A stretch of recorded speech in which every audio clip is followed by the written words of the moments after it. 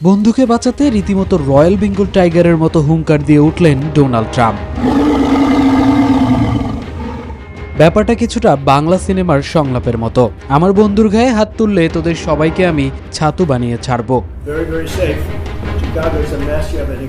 ঘটনা শুরু $15 বিলিয়ন এক ছোটখাটো পারিবারিক ব্যবসার। ফিফার সব টুর্নামেন্টের বাণিজ্যিক সত্ত্ব ট্রাম্পের জামাতার ভাইয়ের কোম্পানির হাতে তুলে দেওয়ার এক মহতী পরিকল্পনা ফেঁদেছিলেন ফিফা প্রধান জিয়ান্নি ইনফান্তিনো। কিন্তু উয়েফা, এএফসি আর কনকাকাফ জোট বেঁধে সেই প্ল্যান ভেস্তে তো দিলই, উল্টো ইনফান্তিনোকে চেয়ার থেকে নামাতে হাত ধুয়ে পিছনে লেগেছে।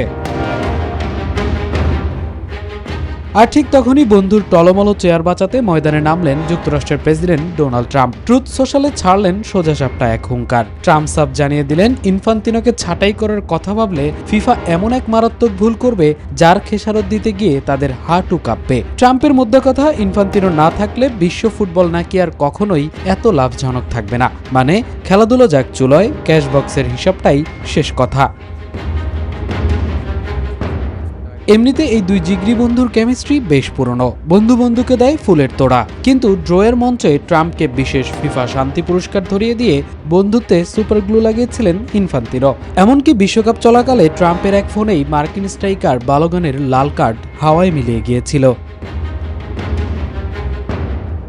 আফ্রিকা আর আর্জেন্টিনা হয়তো এখনো ইনফান্তিনোর পাশে, কিন্তু ইউরোপ আর এশিয়ার ক্ষোভের আগুনে ঘি ঢেলে দিয়েছে ট্রাম্পের এই অযাচিত হুঙ্কার। ট্রাম্পের এই হুঙ্কারে ফুটবল প্রেমীরা এখন চরম বিনোদন নিচ্ছে। ইনফান্তিনো আর ট্রাম্পের এই খেলা যেন দিচ্ছে নিজের বার পোস্টেই আত্মঘাতী গোল।